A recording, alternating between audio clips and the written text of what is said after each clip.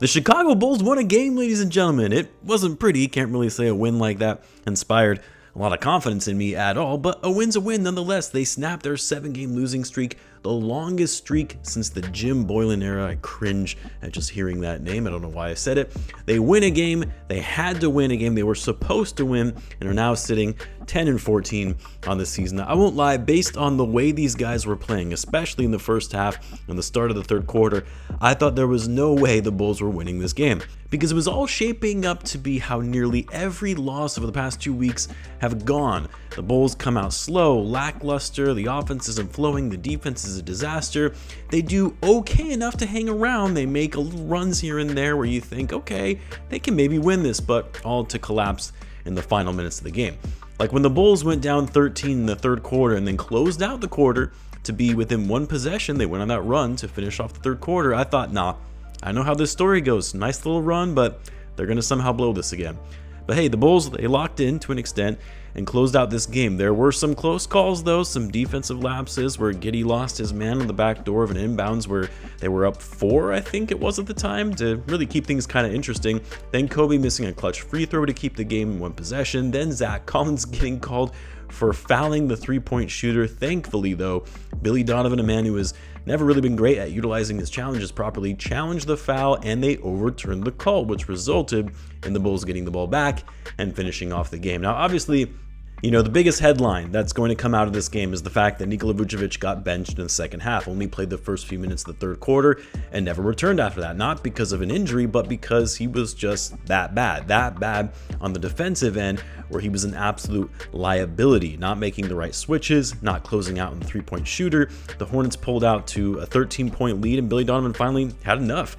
Called timeout, brings in Zach Collins, mixed it in with Jalen Smith as well, and wouldn't you know it, that's when the Bulls found some life in them, crawled their way back into this game, and finished it off. That possession, by the way, the one where Vucevic had that lazy inbound pass after the Hornets scored to have the ball get taken away, then just sort of stands around letting Simpson, I believe it was, get the shot up. Simpson misses it. Vucevic doesn't box out, hardly fights for the rebound, and Simpson just tips it back in. Just a disastrous sequence of events for Vucevic. I'm shocked Billy didn't decide then and there, you're not playing the rest of this game. Yeah, I don't know what's going on with Vucevic, because it's a stark contrast with how well he was playing to start the season, and everyone was joking about how he's playing like he's in his 20s again. Yeah, I guess his age, combined with just the team losing a lot, is finally starting to catch up to him, because he just does not look like he cares when he's out there. Zero hustle, zero effort. Yeah, he was 6 for 8 tonight in this game in the minutes he did play, but was also a minus 15. So it's also just interesting, especially given the fact that Vucevic was that vocal voice in that near loss to the Wizards, which was actually the last win the Bulls had since this game, where he talked about how the guys are soft, how they don't possess the talent to actually live up to NBA standards or whatever it was, right? Just interesting. Now we're seeing the complete opposite from Vooch, where the rest of the team is actually trying to win. They're trying to play with effort, and he's not. So yeah, I say all this because I think it's time to start Zach Collins. It's time. I know it probably won't happen because Billy loves his veterans, but this was the first time Billy has benched Vucevic and not had him close out a close game.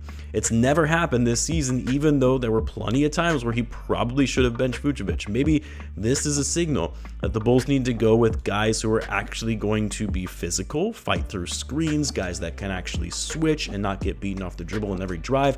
Maybe Billy finally pulls the trigger and has Vooch come off the bench. It doesn't even have to be Zach Collins. I would be fine with Jalen Smith starting in Vooch's place as well. We need bigs that are actually going to bring energy, crash the boards, and push things in transition. What a game for Zach Collins, by the way. Only missed one shot, went 6 for 7, 16 points, 8 rebounds, and how about that bully offensive rebound in the final 2 minutes to give the Bulls another opportunity, where he out-hustled 3 Hornets players for the board and then found the cutting Trey Jones, who actually dunked it on that play. That changed the tone for this team in those final minutes. Like, nah, we're not going to do this again. We're not going to let another team take a game away from us. We're winning this.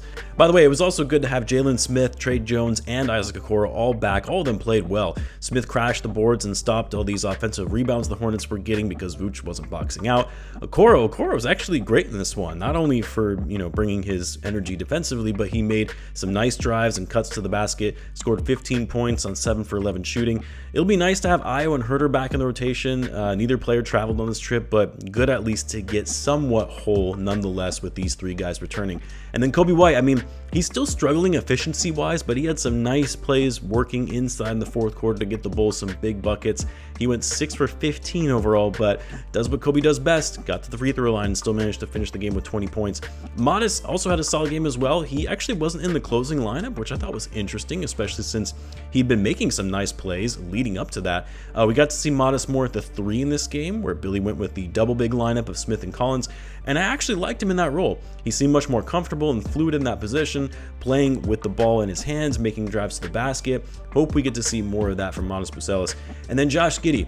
We got to see Josh Giddey finally show up as a closer. Those last 2 buckets, the drives to the hoop in the final minute to really give the Bulls enough cushion to make it a 2-possession game, was what ended it. I actually didn't like the one quick drive when he had with about 40 seconds left to play. Bulls were up 3 at that time. There was plenty of time left on the shot clock where you could have just killed more clock and set up a play, but Giddey said, nah, I'm taking this thing in. Threw the Hornets defense off. He took it in hard and actually looked like he got fouled in the play and finished the basket. Put the Bulls up 5, but then the ensuing possession wasn't great, where he lost his man and committed the and one on the other end of the floor. But then he made up for it by scoring a big bucket on the other side. Giddey would finish the game with 26 points on 10 for 17 shooting, 7 boards, and 11 assists. Oh, Patrick Williams. Give Pat some props in this game. This was probably the best game for him on the season. He was active, aggressive, made some nice cuts, some nice reads, played well off the ball, 16 points on 6 for 8 shooting, 3 for 5 from 3, 5 rebounds, 2 of them offensive rebounds that led to second chance points. So need to see more of that from Patrick Williams if the Bulls are going to get themselves back on track for this season. You need everything you can get, even from your role players. You know what's crazy is the Bulls actually shot the ball pretty well in this game. They were 56% from the field, got a lot of points in the paint. The biggest math problem they had was giving up 16 threes to the Hornets, who shot 43% from deep, while the Bulls went 10 for 28. And yeah, their offense still looks clunky. Like, it looked better in the second half. They were sort of getting back to their identity of ball and player movement, but it's still just not there in the way they're making plays. Also, only 12 turnovers for the Bulls in this game. That's really good. So not an ideal win. Like, I really wanted to see a dominant win, or at least a win where you're like, there we go. These guys really played well in this game. You can't say that for this one, especially when you're going up against a fairly shorthanded Charlotte Hornets team, but it's still a win. Let's see if this gives the Bulls some confidence now, especially when, well, I don't know if this should give us any comfort, but especially when you're going up against currently a 4-22 New Orleans Pelicans team. But the Bulls did just recently lose to them as well. This game is on Sunday back in Chicago. Let me know what you guys thought of this game tonight. Let me know in the comments. As always, be sure to subscribe, and I will see you in the next one.